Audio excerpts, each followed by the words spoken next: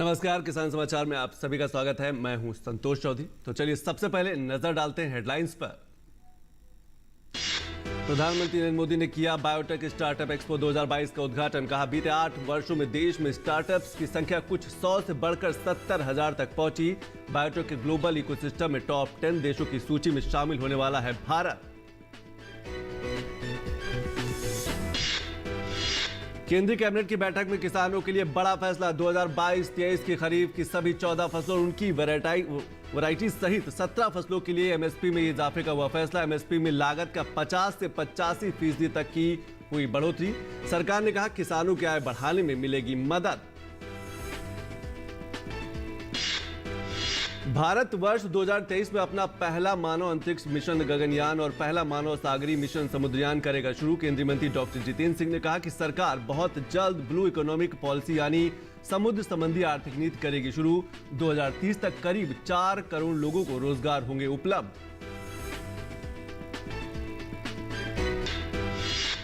प्रधानमंत्री किसान सम्मान निधि योजना के लिए जरूरी है बैंक में आधार एनपीसीआई से लिंक। जिन किसानों का नहीं है बैंक से लिंक, उनका नहीं होगा भुगतान। पीएम किसान सम्मान निधि के लाभार्थियों के लिए ई-केवाईसी कराना अनिवार्य। 30 जून तक किसान करा सकते हैं केवाईसी।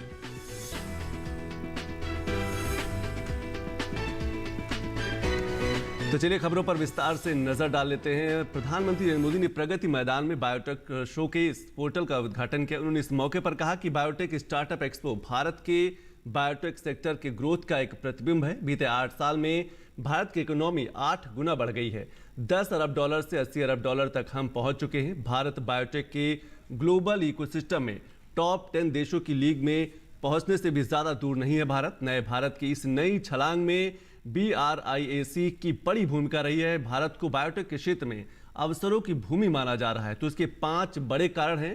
पहला, विविध जनसंख्या, विविध जलवायु क्षेत्र। दूसरा, भारत का टैलेंटेड ह्यूमन कैपिटल पूल। तीसरा, भारत का ईज ऑफ डूइंग बिजनेस के लिए बढ़ रहे प्रयास शामिल हैं। आज अगर भारत को बायोटेक के क्षेत्र में अवसरों की भूमि माना जा रहा है तो उसके अनेक कारणों में 5 बड़े कारण मैं देखता हूं। पहला, diverse population, diverse climate zones. दूसरा, भारत का टैलेंटेड ह्यूमन कैपिटल पूल। तीसरा, भारत में ईज ऑफ डूइंग बिजनेस के लिए बढ़ रहे प्रयास। चौथा, भारत में लगातार बढ़ रही बायो प्रोडक्ट्स की डिमांड। और पांचवा, भारत के बायोटेक सेक्टर यानी आपकी सफलताओं का ट्रैक रिकॉर्ड। और मोदी सरकार ने एक बार फिर से किसानों के लिए बड़े फैसले लिए हैं। किसानों की आय को बढ़ाने के लिए केंद्रीय कैबिनेट ने 17 खरीफ फसलों के न्यूनतम समर्थन मूल्य में बढ़ोतरी की है। यह बढ़ोतरी फसल की लागत पर कम से कम 50% से 85% तक की गई है, जिसका सीधा फायदा देश के करोड़ों किसानों को मिलेगा। सरकार ने एक बार फिर से स्पष्ट किया है कि किसानों को फर्टिलाइजर की कमी नहीं होने दी जाएगी और मोदी सरकार किसानों की आय बढ़ाने के लिए प्रतिबद्ध है। देश की नरेंद्र मोदी सरकार किसानों के कल्याण के लिए हमेशा से ही प्रतिबद्ध रही है और लगातार उनके हितों के लिए फैसले लेती रही है। किसानों की आय बढ़ाने के लिए मोदी सरकार ने बुधवार को फिर एक बड़ा फैसला लिया। इस बार 2022-23 की खरीफ की सभी 14 फसलों और उनकी वैरायटी सहित 17 फसलों के न्यूनतम समर्थन मूल्य में इजाफे का फैसला किया गया है। बुधवार को ही प्रधानमंत्री नरेंद्र मोदी की अध्यक्षता में आर्थिक मामलों की मंत्रिमंडलीय समिति यानी CCEA की बैठक में इसे मंजूरी दी गई। सरकार ने एमएसपी में लागत का 50 से 85% तक का इजाफा किया है। उत्पादन लागत में परसेंटेज वाइज अगर मैं आपको बताऊं तो तिल में 50%, मूंग पर 50%, सूरजमुखी बीज पर 56%, राम तिल पर 50%, कपास मध्यम रेशा पर 50%, सोयाबीन पर 53%, तूर पर 60%, उड़द पर 59%, मूंगफली पर 51%, जवार हाइब्रिड पर 50% और रागी पर 50%, धान पर 50%, बाजरा पर 85% और मक्का पर 50%। आंकड़ों पर गौर करें तो सामान्य धान पर 100 रुपए एमएसपी बढ़ाया गया है, जिसके बाद नया एमएसपी 2040 रुपए हो गया है। ग्रेड ए धान पर एमएसपी 100 रुपए बढ़ाया गया है, जिसके बाद नया एमएसपी 2060 रुपए हो गया है। हाइब्रिड ज्वार पर एमएसपी 232 रुपए बढ़ाया गया है, जिसके बाद नया एमएसपी 2970 रुपए हो गया है। ज्वार माल दंडी पर एमएसपी 232 रुपए बढ़ाया गया, जिसके बाद अब नया एमएसपी 2990 रुपए हो गया है। बाजरा में 100 रुपए की बढ़ोतरी की गई है, जिसके बाद नया एमएसपी 2350 रुपए हो गया है। रागी पर 201 रुपए की बढ़ोतरी की गई है, जिसके बाद नया एमएसपी 3578 रुपए हो गया है। मक्के पर 92 रुपए बढ़ाए गए हैं, जिसके बाद नया एमएसपी 1962 रुपए हो गया है। तूर पर 300 रुपए एमएसपी बढ़ाया गया है, जिसके बाद नया एमएसपी 6600 रुपए हो गया है। मूंग पर 480 रुपए बढ़ाया गया है, जिसके बाद नया एमएसपी 7755 रुपए हो गया है। उड़द पर 300 रुपए बढ़ाया गया है, जिसके बाद नया एमएसपी 6600 रुपए हो गया है। मूंगफली पर 300 रुपए का इजाफा किया गया है, जिसके बाद नया न्यूनतम समर्थन मूल्य 5850 रुपए हो गया है। सूरजमुखी बीज पर 385 रुपए की बढ़ोतरी की गई है, जिसके बाद नया एमएसपी 6400 रुपए हो गया है। पीले सोयाबीन पर 350 रुपए की एमएसपी बढ़ोतरी की गई है, जिसके बाद नया एमएसपी 4300 रुपए हो गया है। तिल पर 523 रुपए का इजाफा किया गया है, जिसके बाद नया न्यूनतम समर्थन मूल्य 7830 रुपए हो गया है। राम तिल पर 357 रुपए बढ़ाया गया है, जिसके बाद नया एमएसपी 7287 रुपए हो गया है। कपास मध्यम पर 354 रुपए बढ़ाए गए हैं, जिसके बाद नया एमएसपी 6080 रुपए हो गया है। कपास लंबा पर 355 रुपए की बढ़ोतरी की गई है, जिसके बाद नया न्यूनतम समर्थन मूल्य 6380 रुपए हो गया है। केंद्रीय मंत्री अनुराग सिंह ठाकुर ने कहा कि सरकार ने लागत पर 50% से ज्यादा मुनाफा देने का वादा किया था, जिसे पूरा किया गया है। 8 फसलों पर लागत से कम 50% का मुनाफा दिया गया है, जबकि बाकी में 85% तक का लागत पर मुनाफा दिया गया है। 2014 से पहले 1-2 फसलों पर ही खरीद होती थी, लेकिन नरेंद्र मोदी सरकार आने के बाद बाकी फसलों को भी इसमें जोड़ा गया और किसानों की आय में बढ़ोतरी की गई। सरकार ने कहा है कि किसानों के कल्याण के लिए पिछले 8 साल में सरकार ने तमाम कदम उठाए हैं, जिससे उनकी आय बढ़ाने में मदद मिल रही है। फर्टिलाइजर की उपलब्धता के बारे में सरकार ने कहा है कि सरकार ने आपदा के समय में भी देश के किसानों को फर्टिलाइजर की कमी नहीं होने दी और आगे भी नहीं होने देगी। जहाँ दुनिया भर में फर्टिलाइजर का संकट था, हमने भारत में ऐसे कोई स्थिति पैदा नहीं होने दी। आपदा के समय भी जहाँ एक और आप सबके लिए भी और देश भर के लिए मुफ्त वैक्सीन उपलब्ध कराई, वहीं पर किसानों के लिए फर्टिलाइजर की कमी ना आए। रॉ मटेरियल की पूरी दुनिया भर में कमी है, उसके बावजूद देश के किसानों को फर्टिलाइजर की कमी नहीं होने दी। दरअसल एमएसपी वो न्यूनतम समर्थन मूल्य है जिस पर सरकार किसानों से फसल खरीदी करती है, यानी सरकार किसान से खरीदी जाने वाली फसल पर उसे जो न्यूनतम पैसे चुकाती है वही एमएसपी होता है। इससे नीचे किसानों को उनकी फसलों के लिए भुगतान नहीं किया जाता। किसी फसल का एमएसपी इसलिए तय किया जाता है ताकि किसानों को किसी भी हालत में उनकी फसल के लिए एक वाजिब न्यूनतम मूल्य मिलता रहे। दिल्ली से कुमार आलोक के साथ ब्यूरो रिपोर्ट, डीडी न्यूज। तो किसानों की आर्थिक आय उसको बढ़ाने को लेकर सरकार लगातार प्रयास कर रही है। कैबिनेट के फैसले के तहत समर्थन मूल्य को बढ़ावा दिया गया है, एमएसपी को बढ़ावा दिया गया है और 17 जिन्स को एमएसपी के दायरे में लाकर उसको और अधिक मूल्यवान कर दिया गया कि आने वाले दिनों में जो किसान है उसका फायदा उठा सके। और इसी विषय पर और अधिक जानकारी के लिए हमारे साथ बात करने के लिए देश के जाने माने कृषि अर्थशास्त्री हैं डॉक्टर पराशराम पाटिल जी। सर, बहुत बहुत स्वागत है आपका हमसे जुड़ने के लिए। और मैं सबसे पहले आपसे यही समझना चाहूंगा कि 17 जिन्सों का यानी कि 17 फसलों का समर्थन मूल्य बढ़ाया गया है, एमएसपी बढ़ाया गया है। आप एक कृषि अर्थशास्त्री हैं, किसानों की आर्थिक स्थिति में कितना बदलाव आप देख पाते हैं आने वाले दिनों में? Thank you Santosh ji. जो कैबिनेट ने डिसीजन लिया है 17 क्रॉप के ऊपर एमएसपी बढ़ाने के लिए, इसको मैं एक वेलकमिंग क्रॉप्स के ऊपर एमएसपी बढ़ाने के लिए इसको मैं एक वेलकमिंग स्टेप्स के तरफ देख रहा हूँ। जो मोदी गवर्नमेंट ने जो अच्छे डिसीजन लिए आज तक, उसमें एक डिसीजन है। क्यों? क्योंकि अगर आप देखोगे कि किसान की इनपुट कॉस्ट बढ़ रही है, जैसे कि फर्टिलाइजर बढ़ रहा है और अलग अलग जो चीजें एग्रीकल्चर की लगती है उसकी कॉस्ट बढ़ रही है। तो इसके मद्देनजर अगर इनपुट कॉस्ट बढ़ रही है तो इसका मतलब है कि हमें जो उसके आय मिलने वाले उस क्रॉप से उसको भी बढ़ाना होगा। इसलिए उसका एमएसपी का और इनपुट कॉस्ट का सीधा रिलेशन है। तो एक वेलकमिंग स्टेप है। और दूसरी बात इसमें है कि अभी ये डिसीजन और वेलकमिंग क्यों है? क्योंकि ये अभी सोइंग टाइम है जी। अगर आप भारत का एग्रीकल्चर ढांचा देखेंगे तो हमें यहाँ पे कल्टीवेशन स्टार्ट होता है। अगर हम इसी टाइम इसको कल्टीवेशन का स्टार्ट के टाइम पे ही अगर हम बढ़ाएंगे एमएसपी का, तो किसान के पास ऑप्शन है। बिल्कुल, अब विकल्प मौजूद है, लेकिन सरकार का प्रयास यही, सरकार की प्रतिबद्धता भी यही है कि जो किसानों की आय है उसको बढ़ावा दिया जाए, और इसीलिए सरकार लगातार प्रयास कर रही है कि जो एमएसपी समर्थन मूल्य बढ़ाया गया है, ताकि आने वाले दिनों में जो किसानों की आर्थिक स्थिति है उसको और बेहतर किया जा सके। बहुत बहुत शुक्रिया सभी जानकारी के लिए। और अब बात करते हैं, मंगलवार को राजधानी दिल्ली में अरुण जेटली राष्ट्रीय वित्तीय संस्थान की तरफ से एक विशेष सेमिनार का आयोजन किया गया। सेमिनार का विषय था आत्मनिर्भर और वैश्विक प्रतिस्पर्धी भारत का निर्माण, संभावनाएं और चुनौतियां। सेमिनार का मकसद चर्चाओं के जरिए उन बिंदुओं का पता लगाना था जिसके कारण भारत वैश्विक स्तर पर प्रतिस्पर्धी और आत्मनिर्भर बन सके।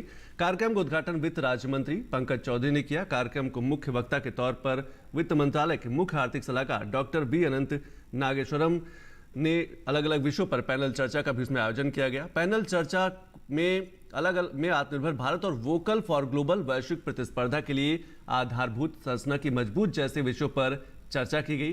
कार्यक्रम को संबोधित करते हुए वित्त राज्य मंत्री पंकज चौधरी ने कहा कि केंद्र की मोदी सरकार देश को हर क्षेत्र में आत्मनिर्भर बनाने की दिशा में लगातार काम कर रही है। सोच है कि हर क्षेत्र में आदमी आत्मनिर्भर बने, उसके जीवन में भी आत्मनिर्भर रहना चाहिए, देश भी आत्मनिर्भर होना चाहिए। और जो यहाँ कॉन्फ्रेंस हुआ है उसमें कहीं ना कहीं जो हमारे बच्चे भी बैठे थे उनको बहुत कुछ सीखने को मिलेगा। ऐसे तमाम क्षेत्र हैं, जैसे हमारा कह लीजिए डिफेंस का है, अब हम उस पर काम शुरू किए हैं। जो दुनिया के भरोसे हम बैठे रहते थे अपने सुरक्षा के लिए, आज डिफेंस कॉरिडोर बना करके प्राइवेट सेक्टर को ला करके उसमें भी कहीं ना कहीं हम आत्मनिर्भर बनने का प्रयास कर रहे हैं। और मुख्य वक्ता के तौर पर कार्यक्रम को संबोधित करते हुए वित्त मंत्रालय के मुख्य आर्थिक सलाहकार डॉक्टर वी अनंत नागेश्वरम ने कहा कि देश में बुनियादी अवसंरचना को मजबूत करने और निवेश को आकर्षित करने के लिए अनुकूल माहौल मौजूद है। More prominent in the last 30 to 40 years is the competition for investments, because many countries, especially developing ones, do not have adequate savings of their own to finance their infrastructure and investment needs, which propel economic growth for the long term. You have to finance this current account deficit, so you have to make sure that you receive either direct investment or portfolio investment, either in the form of loans or equity, external commercial borrowings to finance the current account deficit. So obviously you have to make sure that you offer a competitive rate of interest, your currency is stable, and your investment environment is friendly, conducive, transparent. और केंद्रीय विज्ञान एवं प्रौद्योगिकी और पृथ्वी विज्ञान राज्य मंत्री doctor Jitendra Singh ने कहा कि भारत वर्ष 2023 में अपना पहला मानव अंतरिक्ष मिशन गगनयान और पहला मानव सागरीय मिशन समुद्रयान शुरू करेगा, करके अंतरिक्ष जगत में विशेष स्थान प्राप्त कर लेगा। नई दिल्ली में विश्व सागरीय दिवस समारोह में डॉक्टर सिंह ने कहा कि दोनों अंतरिक्ष मिशनों का परीक्षण किया जा रहा है। उन्होंने विश्वास व्यक्त किया कि ये दोनों मिशन वर्ष 2023 में सफल होंगे। डॉक्टर जितेंद्र सिंह ने कहा कि सरकार बहुत जल्द ब्लू इकोनॉमिक पॉलिसी यानी समुद्र संबंधी आर्थिक नीति शुरू करेगी, जिसमें वर्ष 2030 तक करीब 4 करोड़ लोगों को रोजगार उपलब्ध होंगे। And now the concern is, of course, so now as we go about rejuvenating and renovating our beaches, also the concern is how to preserve what is getting depleted. And as I was going through the figures, about 90% of the fish population depleted and 50% of coral reefs destroyed. So I think that is one challenge, and that's why some of us have laid down before ourselves the goal of protecting 30% of the blue planet by 2030, giving it a fancy name of 30 into 30. So we are able to preserve 30 by the time we reach 30. और भारतीय reserve bank की मौद्रिक नीति समिति ने महंगाई पर काबू पाने के लिए लगातार दूसरी बार नीतिगत ब्याज दरों में इजाफा करने का फैसला किया। रिजर्व बैंक ने रेपो रेट की दर में 50 बेसिस पॉइंट की बढ़ोतरी करने का फैसला किया है। इसके साथ ही रेपो रेट मौजूदा 4.40% से बढ़कर 4.90% किया गया है। वैश्विक स्तर पर तमाम चुनौतियों के बीच भी भारत की अर्थव्यवस्था में विकास दर के अनुमान में कोई बदलाव नहीं किया गया है। आरबीआई के मुताबिक देश की जीडीपी में इस साल 7.2% के अपने पुराने अनुमान को बरकरार रखा है। आरबीआई ने ऑनलाइन पेमेंट और डिजिटल ट्रांजैक्शन के लिए यूपीआई का इस्तेमाल करने वाले करोड़ों लोगों को एक बड़ी खुशखबरी भी दी है। अब यूपीआई के जरिए सिर्फ सेविंग अकाउंट या करंट अकाउंट से ही नहीं बल्कि क्रेडिट कार्ड से भी पेमेंट करना संभव होगा। भारतीय रिजर्व बैंक के गवर्नर शक्तिकांत दास ने बुधवार को कहा कि राज्यों द्वारा पेट्रोल और डीजल पर वैट घटाने से मुद्रास्फीति दर और इसके पूर्वानुमान में गिरावट आ सकती है। आरबीआई ने ग्राहकों की जरूरतों का ध्यान रखते हुए सहकारी बैंकों द्वारा ग्राहकों को दिए जाने वाले व्यक्तिगत आवास ऋण की सीमा में बढ़ोतरी करने की भी घोषणा की है।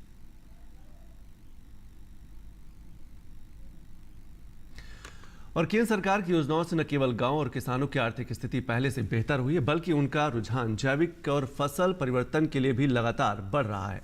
छत्तीसगढ़ में ग्राम तांदुल के किसान केशवलाल टंडन ने बताया कि वे 4 एकड़ जमीन में जैविक खेती करते हैं। राज्य सरकार जैविक खेती को बढ़ावा दे रही है और इससे रासायनिक उर्वरकों के प्रति निर्भरता कम हो रही है। जैविक खेती से परिवार और बच्चों का स्वास्थ्य भी अच्छा होगा। सरकार द्वारा फसल परिवर्तन को बढ़ावा देने के लिए किसानों को प्रति एकड़ 10,000 रुपए की राशि दी जा रही है। सुगंधित धान के साथ तिल, मूंग, धनिया और चना जैसी फसल लेने वाले ग्राम पथरी के किसान श्याम बघेल ने भी कहा कि अपने 9 एकड़ के खेत में सुगंधित धान और फोर्टिफाइड चावल का उत्पादन करते हैं और इसके लिए गोबर खाद तथा वर्मी कंपोस्ट का उपयोग करते हैं। किसान सीताराम साहू ने राजेंद्र कस्तूरी धान का भी उत्पादन किया। उन्होंने जैविक खेती को बढ़ावा देने के लिए सरकार का धन्यवाद किया। ग्राम कुर्रा के किसान अनिल नायक ने कहा कि फसल परिवर्तन कर मिट्टी की उर्वरक क्षमता को बढ़ाया जा सकता है। इससे किसानों की आमदनी में भी बढ़ोतरी होगी। और अब बात मंडी भाव की ओर देखते हैं कि देश की अलग अलग अनाज मंडियों में क्या क्या है अनाज का भाव।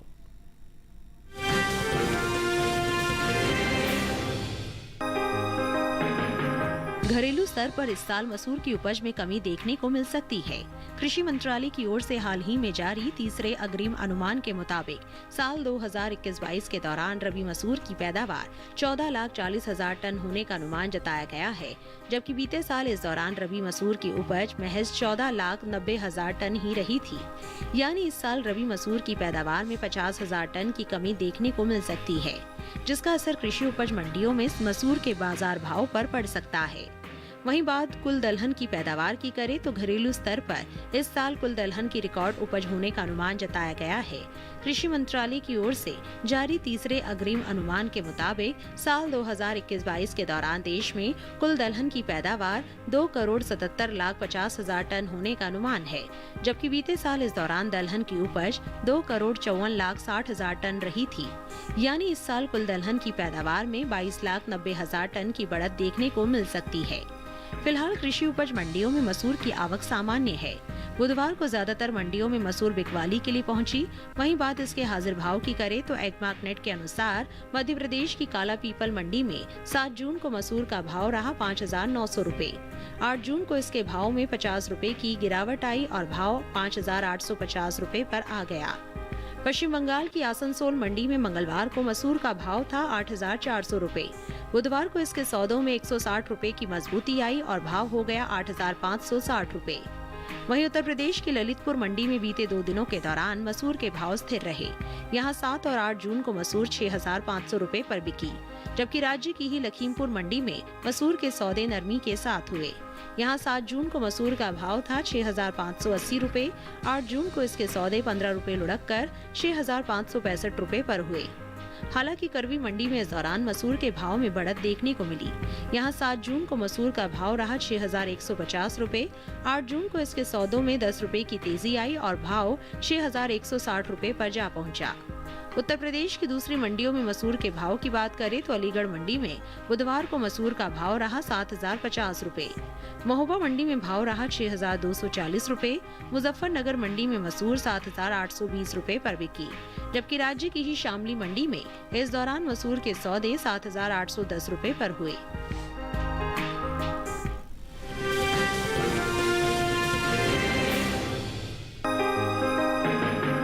घरेलू स्तर पर इस साल देश में कुल सब्जियों की पैदावार में बढ़त देखने को मिल सकती है। साल 2020-21 के दौरान कुल सब्जियों की उपज में 89 लाख टन की बढ़ोतरी हो सकती है। कृषि मंत्रालय की ओर से बागवानी फसलों के लिए हाल ही में जारी तीसरे आंकलन के मुताबिक देश भर में कुल सब्जियों की पैदावार 19,72,30,000 टन होने का अनुमान है, जबकि बीते साल इस दौरान कुल सब्जियों की उपज 18,82,84,000 टन रही थी।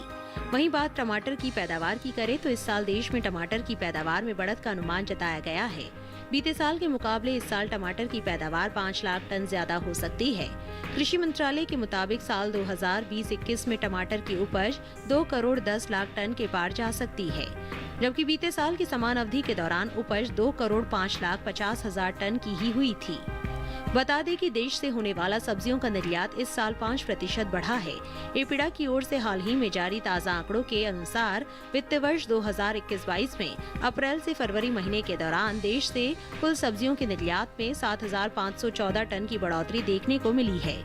बीते 11 महीने के दौरान सब्जियों का कुल निर्यात 21 लाख 1,000 टन के पार पहुंच गया है, जबकि बीते साल इस दौरान निर्यात महज 20,94,293 टन का ही हो सका था। फिलहाल कृषि उपज मंडियों में टमाटर की आवक सामान्य है। एग्बाक नेट के मुताबिक छत्तीसगढ़ की दुर्ग मंडी में 7 जून को टमाटर का भाव रहा 4,750 रुपए। 8 जून को इसके भाव में 1,000 रुपए का उछाल आया और भाव 5,750 रुपए प्रति क्विंटल पर जा पहुंचा। जबकि गुजरात की सूरत मंडी में टमाटर के सौदे नरमी के साथ हुए।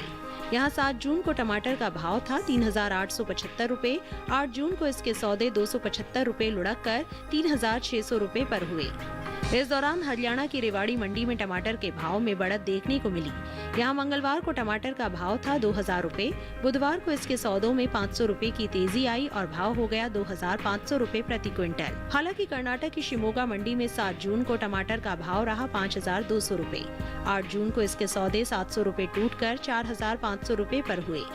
वहीं उत्तर प्रदेश की गाजियाबाद मंडी में बीते 2 दिनों के दौरान देसी टमाटर के भाव स्थिर रहे। यहाँ 7 और 8 जून को टमाटर 2,500 रुपए पर बिका।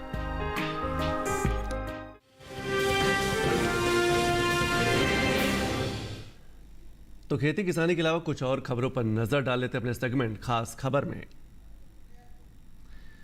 मनी लॉन्ड्रिंग मामले में गिरफ्तार दिल्ली के मंत्री सत्येंद्र जैन की ईडी हिरासत 5 दिन के लिए बढ़ा दी गई। प्रवर्तन निदेशालय ने जैन की 9 दिन की हिरासत अवधि खत्म होने के बाद आज उन्हें दिल्ली के राउज एवेन्यू कोर्ट में पेश किया था।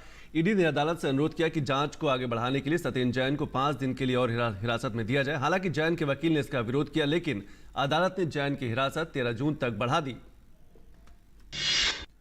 राष्ट्रीय जांच एजेंसी एनआईए ने आतंकवाद से जुड़े एक मामले की जांच के तहत तमिलनाडु में कई जगह छापेमारी की। एजेंसी ने चेन्नई के कई स्थानों पर तलाशी ली। कराईकल और मलयादुथुरई में भी छापे मारे गए। यह मामला आईएसआईएस के लिए प्रचार और फंड जुटाने से जुड़ा है। इस मामले का मुख्य आरोपी पहले से ही जेल में और तलाशी उस जांच को आगे बढ़ाने के लिए लगातार की गई है।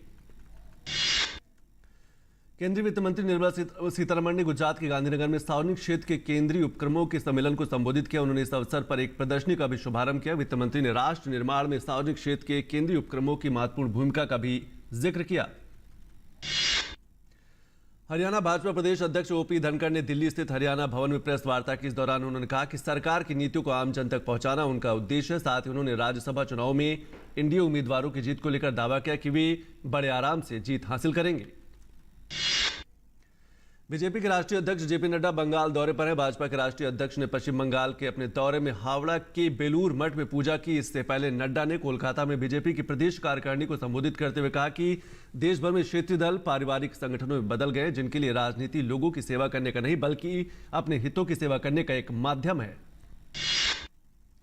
स्वास्थ्य और परिवार कल्याण मंत्रालय के मुताबिक देश भर में पिछले 24 घंटों में 7,240 मामले दर्ज किए गए। वहीं पिछले 24 घंटों में 3,591 मरीज उपचार करवाकर स्वस्थ हो चुके हैं, जिसके बाद देश में रिकवरी रेट 98.71% हो गया। वहीं साप्ताहिक पॉजिटिविटी रेट वर्तमान में 1.31% दर्ज किया गया। दैनिक पॉजिटिविटी रेट भी 2.13% है।